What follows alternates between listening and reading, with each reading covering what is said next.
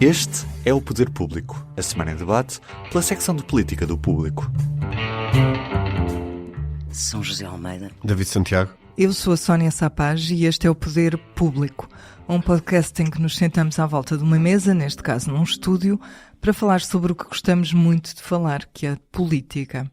Hoje é quinta-feira, dia 31 de outubro, é o dia da votação na Generalidade do Orçamento de Estado, um tema que já nos alimentou muitas horas de conversa, também aqui, neste fórum e nesta sala, mas hoje a verdade é que não são esperadas surpresas e estamos a contar com um orçamento viabilizado pelo PS que se abstém. São José, a decisão pode ter custado muito a Pedro Nuno Santos e sabemos que houve avanços e recuos, momentos mais fáceis e mais difíceis, mas a verdade é que não foi inédita, já aconteceu outras vezes no passado, o PS e o PSD juntos já aprovaram alguns orçamentos, tu tens memória disso. Agora que o debate já aconteceu, achas que o PS se pôs no papel de levar muita tareia da restante oposição? Eu acho que o PS pôs no papel de responsabilidade democrática que compete a um partido que é fundador do regime democrático e que é um partido de governação. Aliás, é o partido que mais anos tem governado em Portugal. De facto, não é uma situação inédita. Já aconteceu de vários modos, com várias conjugações, com o PSD a votar orçamentos do PS, como por exemplo fez Marcelo Rebelo de Sousa, quando era líder do PSD, em 3 orçamentos, como antes no primeiro orçamento Guterres, Manuel Monteiro e o CDS negociaram a aprovação, a viabilização do orçamento, como o PS fez com o PSD no primeiro orçamento, depois do acordo com a Troika, no primeiro governo de Passos, no primeiro ano, o primeiro orçamento de Passos Coelho, como até houve no passado, o PCP nos anos 70 do século passado, aprovou, viabilizou, abstendo-se, um orçamento do PS, negociado com o Dr. Mário Soares, em que quem ficou muito zangado foi o então Ministro da Agricultura, António Barreto, porque a abstenção do PC recebeu em troca, pela parte de Mário Soares, o compromisso de que iam pôr um travão na lei de reversão da reforma agrária, de devolução de terras. Foi lançada a famosa Lei Barreto, não é? Que acabou com a reforma agrária. Isso depois só veio ser concretizado no governo seguinte com Sá Carneiro. Portanto, eu recordo-me até há retificativos em que isso aconteceu. O último do Banif, o PSD ajudou o PS. São acordos de regime e é natural que isso aconteça, porque quer o PS, quer o PSD percebem que têm que salvaguardar o que é a estabilidade política e manter o poder executivo em Portugal no poder, o poder ser detido pelos 2 partidos do centro que garantem, de facto, que não há rupturas, sobretudo rupturas que entrem em choque com Bruxelas. Quanto ao papel do PS, é evidente que o PS já levou este orçamento, já houve na oposição acusações de que o PS e o PSD estão a fazer uma espécie de bloco central, isso era previsível, mas eu penso que o PS e Pedro Nuno Santos sobrevive muito bem a isso. Admito que até haja outras situações e outras áreas de legislação em que venham a ser estabelecidos aí sim mesmo acordos formais, que não é o caso deste, não houve, falhou o acordo formal, mas houve aproximações, porque isso é normal e isso não impedirá o PS de poder fazer um discurso de oposição e escrutinar o governo. Não impediu neste debate. E nem está a impedir, ainda não está a impedir e não irá impedir. De acordo com uma sondagem que nós próprios publicámos esta semana, o que acontece é que os portugueses queriam que o orçamento fosse aprovado e queriam também que isso passasse pelo PS e não pelo Chega. É uma das conclusões. Pedro Nunes soube ler o eleitorado neste aspecto, David?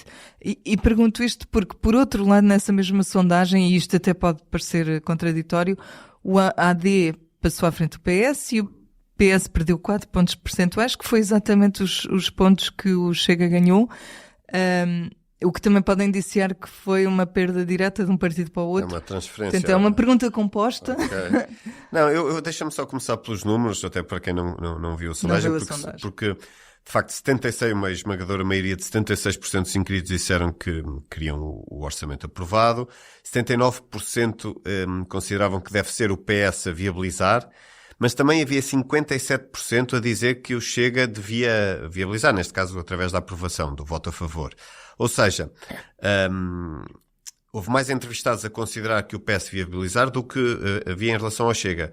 Mas a verdade é que mais de metade também defendeu, mais de metade dos inquiridos também defendeu que o Chega devia viabilizar. Em suma, a ideia que passa é que claramente a larga maioria dos entrevistados, e isto também já se percebia isso noutras sondagens, era efetivamente uma viabilização do orçamento. E nesse sentido eu acho que Pedro Nuno Santos foi obrigado a ler não só a vontade do eleitorado, e só queria recordar à parte que muitos socialistas, sobretudo mais próximos da cúpula atual dirigente ou mais próximos dessa cúpula dirigente socialista, andavam a reclamar contra comentadores, jornalistas e até políticos, inclusive do governo, que diziam que como é que se sabia que os portugueses querem evitar nova crise e novas eleições, diziam que isso era uma chantagem, mas a verdade é que as sondagens consistentemente mostraram isso, e agora, já após o anúncio da viabilização do orçamento pelo PS,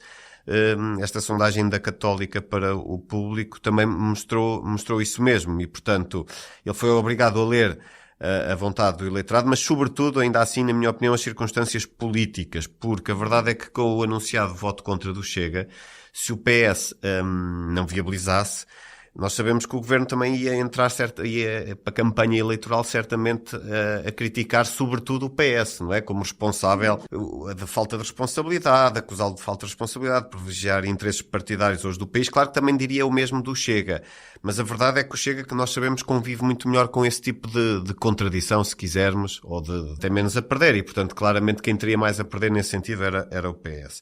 Ainda assim, esta sondagem a última sondagem da Católica foi em julho, se não me engano, foi junho ou julho, agora não consigo precisar, mas esta sondagem traz muito poucas variações, e só para responder a essa ideia da transferência ou não direta de votos, a AD cresce 2 pontos, o Chega sobe 4, o PS perde 4, a IEL recua 1, e e os brancos e nulos também caem 1 ponto. Ou seja, eu acho que é muito arriscado, e provavelmente até será errado, assumir que os 4 pontos perdidos pelo PS, que é o partido que cai mais, tenham ido diretamente para o Chega, que por outro lado é o partido que cresce mais.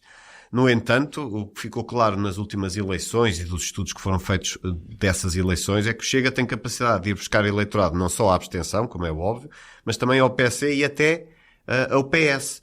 Seja porque eleitorado cansado com esses partidos, ou descontente com a política, ou aquela faixa de indecisos também, que normalmente era aqueles indecisos que se diz que decidem de facto as eleições, que oscilavam e que oscilavam entre o PS e o PSD.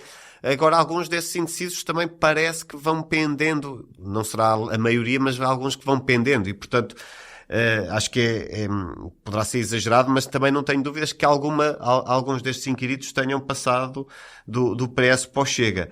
E, portanto, eu acho que, e sobretudo aqueles que defendiam que devesse haver uma nova crise política, que é uma clara minoria, e novas eleições, mas essa minoria que em julho tivesse dito que votava no PS, agora é provável que se tenha identificado mais com o Chega e nesse sentido tenha transferido a sua intenção de voto para o Chega. Só para terminar, referir uma coisa que eu acho que não admira esta pequena análise que fiz em relação aqui à forma como o Chega tem capacidade para ir buscar, para penetrar em vários tipos de eleitorados.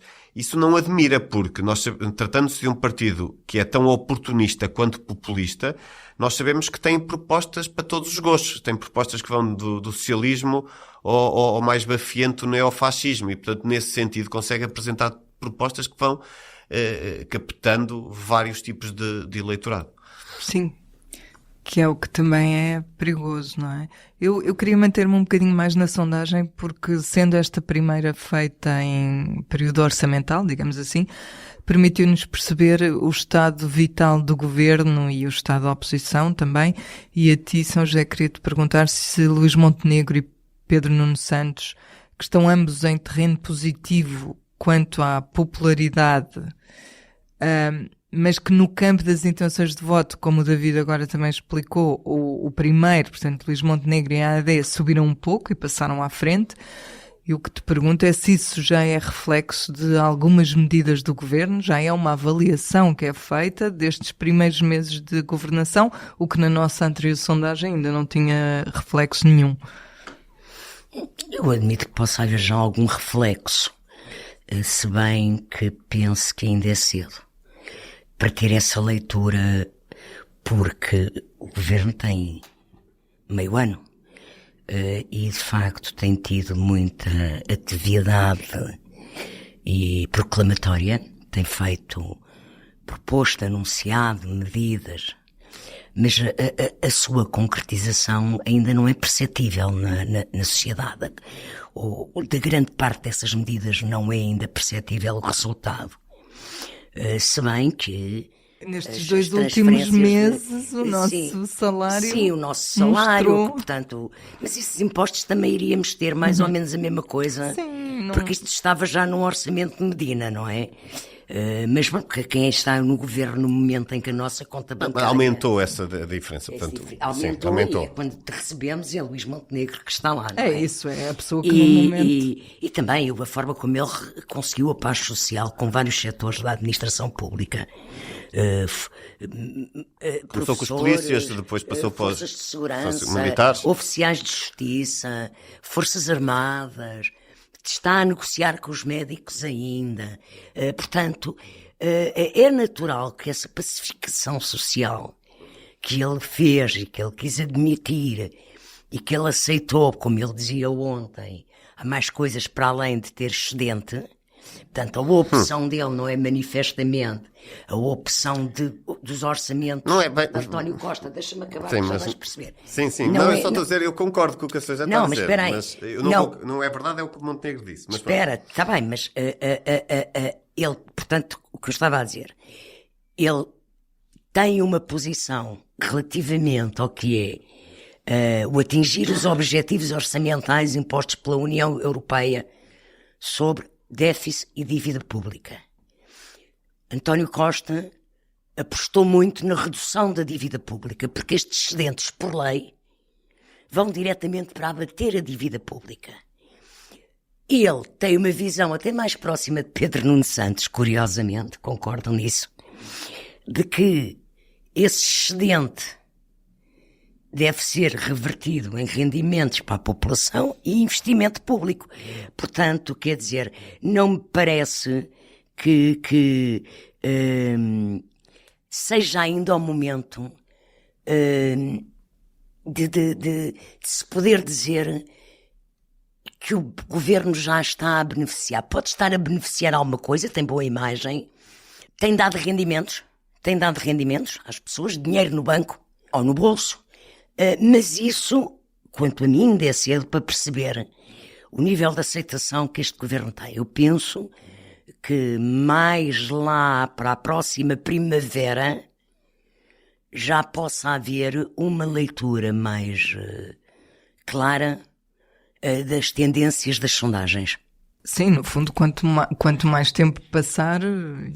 Vamos ver como é que se consolida. Eu queria fazer uma nota para não ficar aqui pendurado, porque eu percebo e concordo até com o que estava a dizer. Agora, há uma questão que é, de facto, Luís Montenegro disse isso, mas é sobretudo uma proclamação política que não tem muita aderência à realidade, no sentido que ainda hoje Miranda Sarmento avisa que as contas certas são absolutamente para manter. Claro que mas houve aqueles títulos que se viu, mas eles põe têm lá as contas eu certas acho e que tal. aquilo foi até quase uma provocação ao Pedro Nuno Santos e ao PS, porque ele plasmou Uma proclamação uma política, frase sim. famosa É, de exatamente, Jorge Sampaio. exatamente. Mas a verdade é que... No 25 de Abril. Mas a verdade é que as baias com que o Governo vai agora para a especialidade é precisamente não pôr em causa o excedente de 0,3%. Sim, mas isso, E diz claro, agora o mas Miranda o PS... Sarmento, basicamente a dizer que as contas certas são para manter. Há um pormenor que, e completando o que a São José está a dizer, basicamente a grande mudança, na minha opinião, é...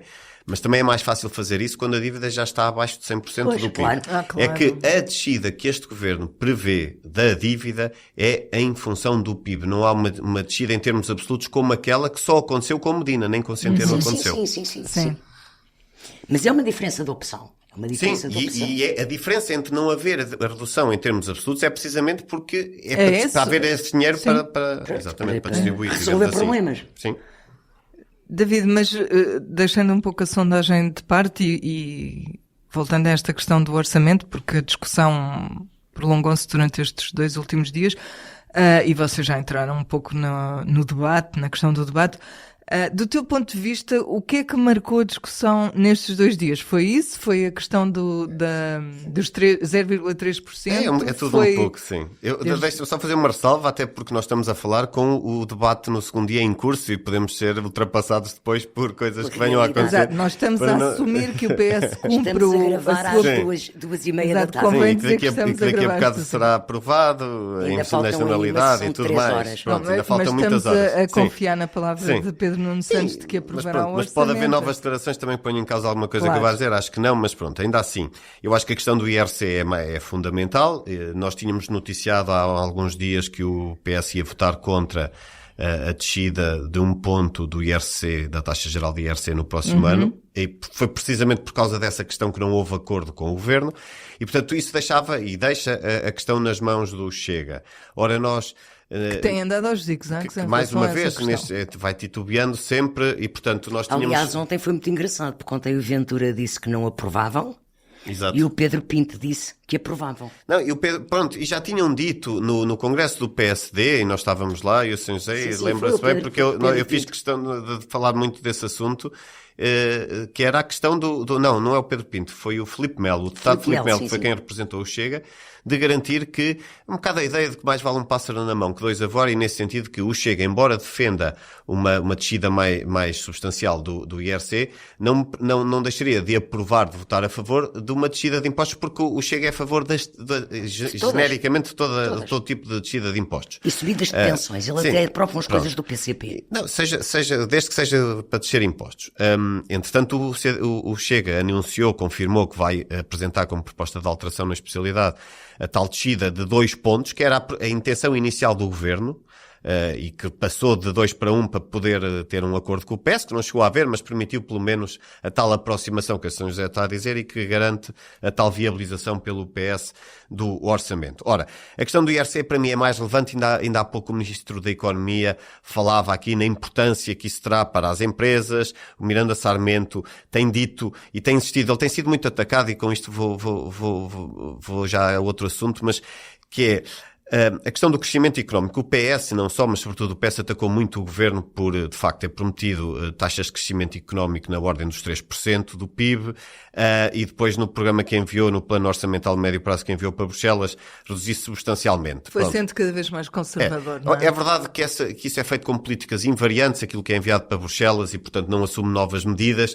Isso não permite medir o impacto de medidas que sejam adotadas, mas o Ministro das Finanças o que diz é que serão aplicadas. Ou seja, uma vez que é com base em políticas invariantes, não assume as reformas estruturais que este Governo se propõe fazer. Ora, nós já sabemos que é difícil este Governo, tendo em conta que é minoritário, aprovar reformas estruturais, mas sabemos também que claramente o IRC, a descida, mesmo que só de 1 ponto, este Governo acredita que terá a descida do IRC a virtualidade de, pese embora diminua a receita, acabe por gerar aqui um efeito positivo económico que acabe por ser transformador, se quisermos, e promover um maior crescimento, e nesse sentido até também aumentar depois a receita por via desse maior Os cofres do crescimento. Estado, Sim. não é? E nesse sentido, Se não houver essa descida de 1 ponto do IRC, vai ser curioso, até porque o Ministro Miranda Sarmento e o Primeiro-Ministro nunca responderam nestes 2 dias de debate até ao momento à questão de que reformas estruturais é que são essas. Portanto, dá a entender que isto não é uma reforma estrutural, mas que a descida do IRC seria decisiva para esse maior crescimento económico. E no fundo é encarada como uma reforma, não é? Pelo Governo. Sim, talvez, parece que sim, não sei, fico na dúvida, mas pelo menos fica aqui por perceber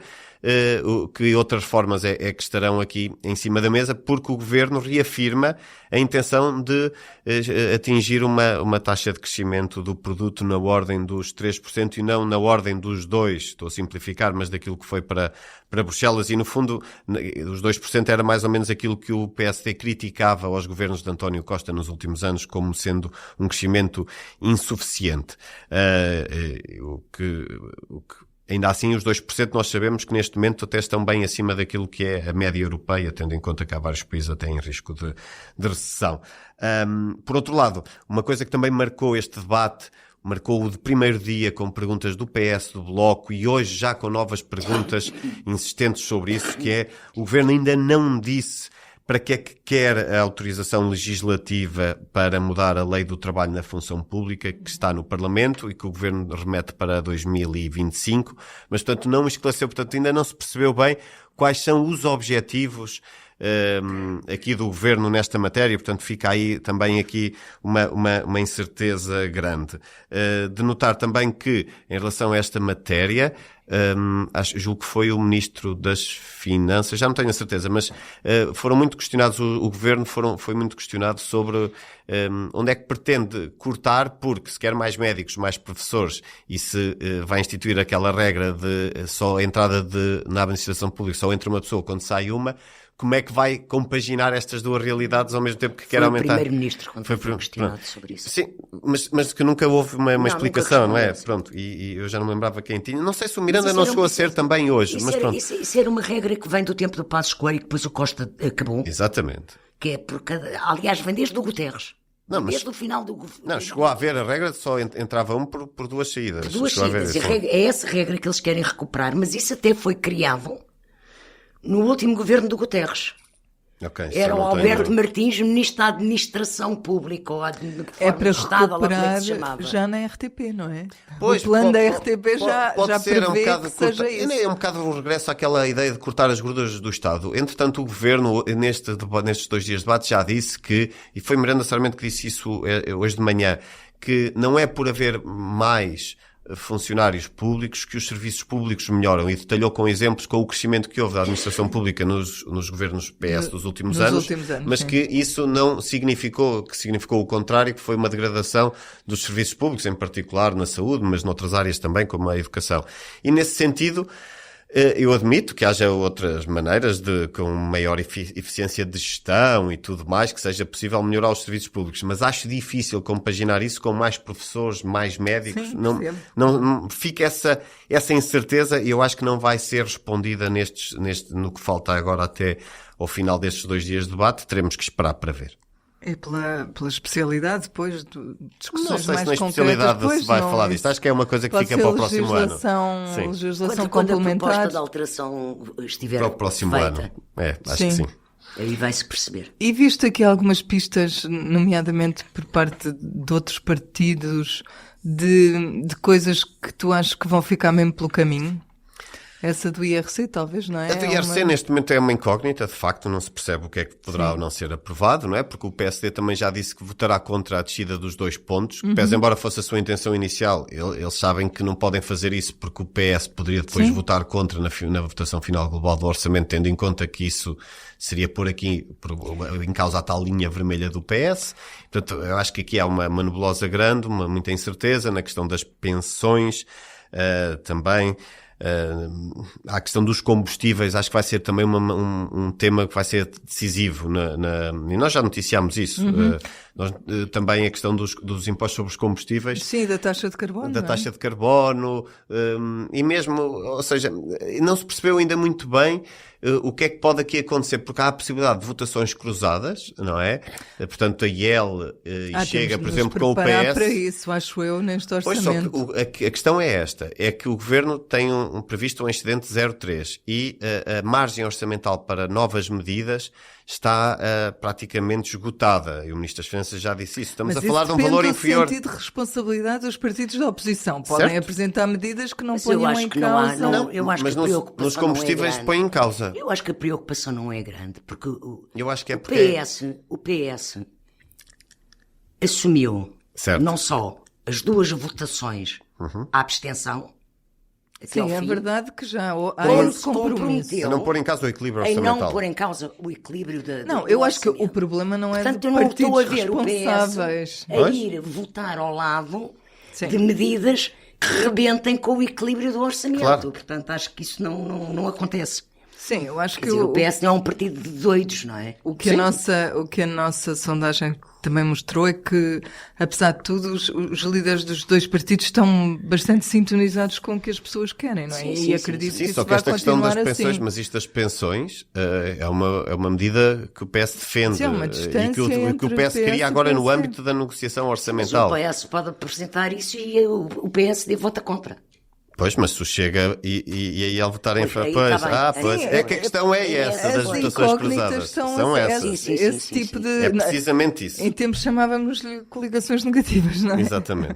Que é Portanto, uma- a dúvida aqui é ser a tal ideia se se cumpre a palavra, porque o que é para o PS cumprir a palavra? É não pôr em causa o equilíbrio orçamental ou fazer fim-capé numa proposta deles em relação às pensões?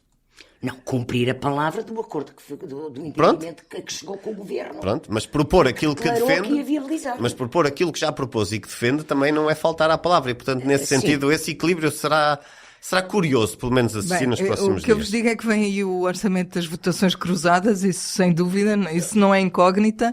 A incógnita é o que é que vai resultar daí. Um tema que só muito ligeiramente foi apanhado pela nossa sondagem, porque o trabalho de campo acabou no dia 23 e tudo aconteceu, começou a acontecer 1 ou 2 dias antes, foi o caso de Odair Muniz, já falámos um pouco sobre ele na semana passada, mas no fim de semana houve 2 manifestações sobre o tema que nós acompanhámos, uma de homenagem a Odair e contra o racismo e outra com menos gente em defesa da atuação da polícia. Juntando a isto, e embora já tenha passado mais de uma semana, mantém-se distúrbios quase todas as noites, não só na zona do bairro do Zambojal, mas outras. O que me leva a perguntar-te isto, São José. Temos ouvido relatos vários nos últimos tempos de bairros como aqueles, que alguns não têm parque infantil, as crianças têm de voltar da escola a pé porque o autocarro já não vai lá depois de determinadas horas. E pergunto-me, é justo dizer que isto é um problema de polícia ou será mais justo dizer que é um problema de políticas? E se quiseres, diz-me também se achas que a sondagem já tem ou não alguma leitura dos últimos eventos. Penso que isso não terá tido grande reflexo. Pois isto é um problema de políticas, não é um problema de polícia. Quer dizer, há um problema de polícia, toda a gente sabe que isso já está estudado, já foi diagnosticado, até a atual Ministra da Administração Interna é especialista nessa matéria e ocupou cargos em que acompanhou bem essas questões. Há um problema de violência racista na polícia.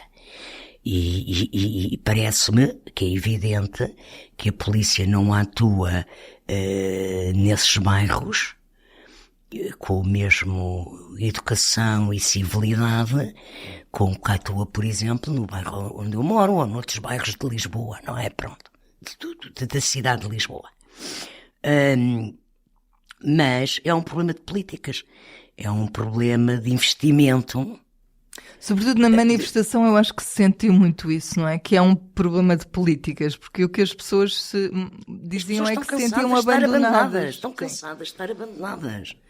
Estão cansadas de vir trabalhar para Lisboa, não é? Para diversos tipos de serviços. e viverem em bairros com muito poucas condições de vida. Eu sei que muitos destes bairros foram feitos como um passo à frente, com o PER lançado por Cavaco Silva, executado por António Guterres, ou no tempo de António Guterres, e por vários presidentes da Câmara da altura. Eu sei que acabaram os bairros de barracas em Lisboa, que eu ainda conheci, por exemplo, no Estoril, o bairro do Val de Santa Rita, não é? Que hoje está tudo urbanizado, feito com dinheiro do PER, precisamente,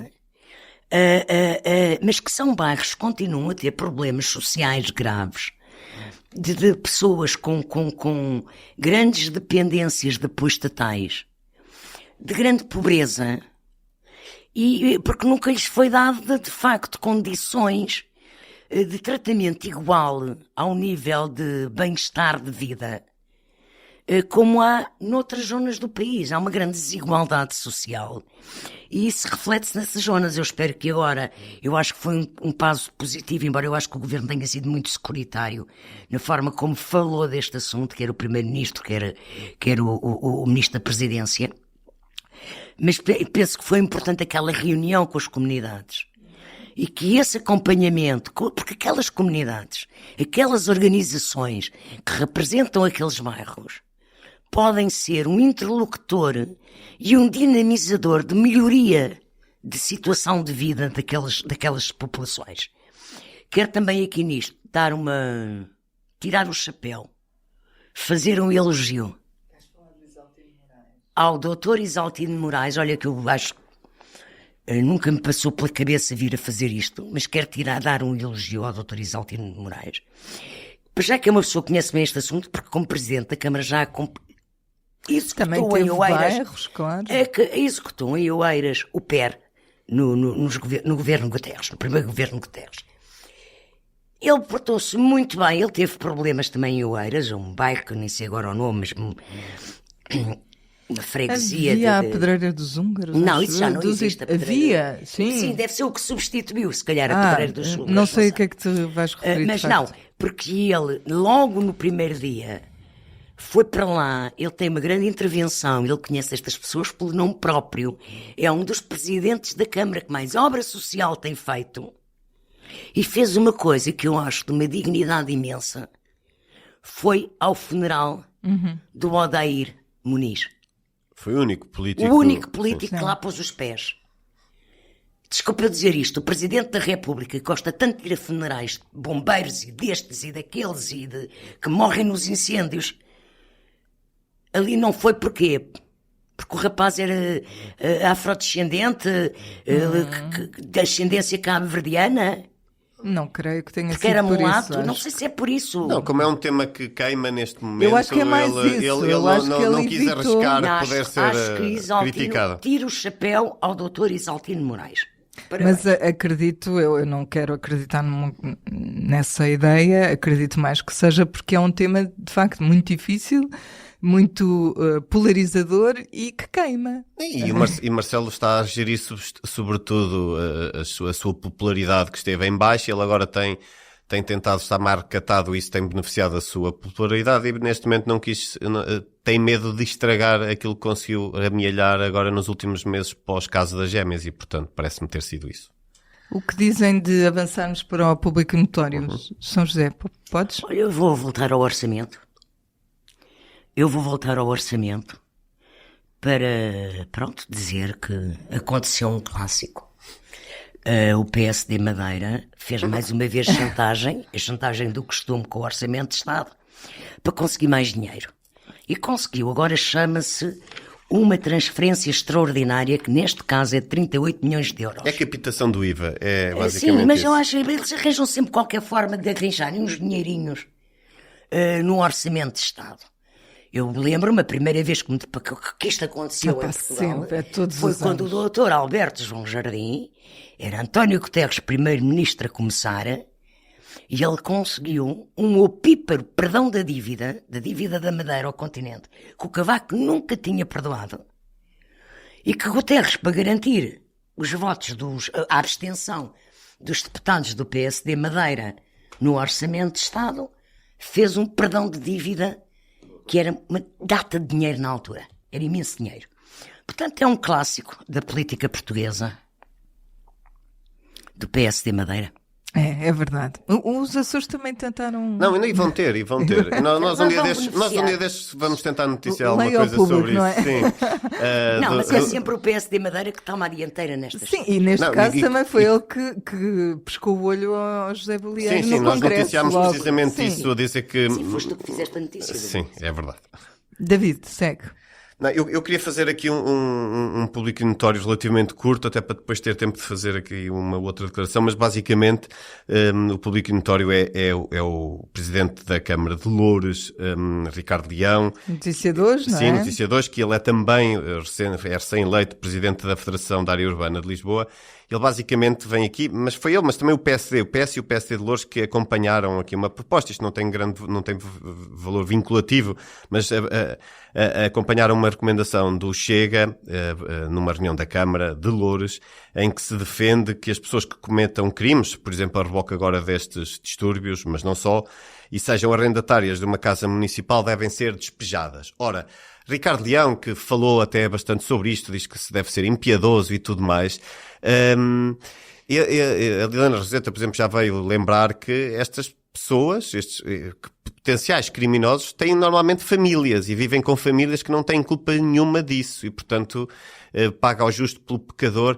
É um tipo de medida que é do Chega, claramente, e que estranha muito ver alguém como Ricardo Leão, que é do PS, acompanhar. Só para notar uma coisa, tem-se ouvido muito no debate no Parlamento estes últimos dias que o Chega está cada vez mais socialista, é um bocado as tiradas que vão mandando do governo, mas neste caso é casa para dizer que Ricardo Leão é que está cada vez mais do Chega, porque ele já apoiou coisas que o Moedas também disse completamente Sobre a polícia. O poder das polícias sim, municipais. sim, de detenção e tudo mais. Portanto, há aqui uma lógica securitária, pouco humanista de Ricardo Leão atuar, que a mim parece-me claramente que foi um tiro no pé esta escolha para a Federação da Área Urbana de Lisboa numa altura de autárquicas em breve, não é? Não, mas isso deve ter dado tanta confusão interna no PS e nós vimos algumas pessoas logo a reagirem que há pouco eles emitiram uma nota à Câmara, emitiram uma recuou, nota não é? a recuar ligeiramente, A recuar a dizer, ligeiramente. isto só acontece se houver um processo, se transitar em julgado, etc.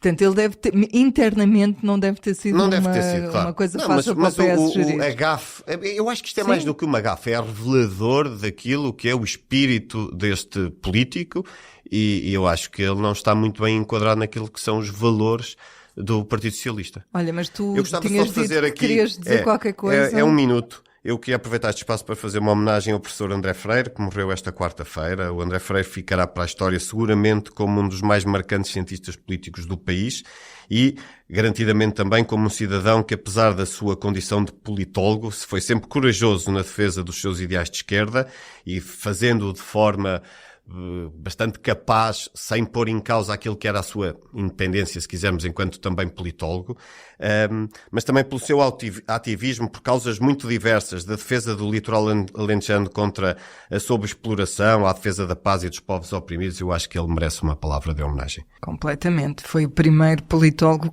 com quem eu falei como jornalista. Foi o primeiro politólogo com quem eu falei, não, mas sobre cujos livros escrevi. E foram vários, não é? Foram Vários, muitos. mas um logo nos anos 90, muito interessante, com a Marina Costa Lobo, um primeiro estudo que foi feito, encomendado pela Assembleia da República sobre parlamentarismo português. Um livro muito interessante. Ficará, E pioneiro pelo menos na para a época. história, também esses livros. Sim, Não sim. vão deixar esquecer. Obrigada a ambos pela conversa, obrigada a quem nos ouviu. Voltamos na quinta-feira. Até para a semana. O público fica no ouvido.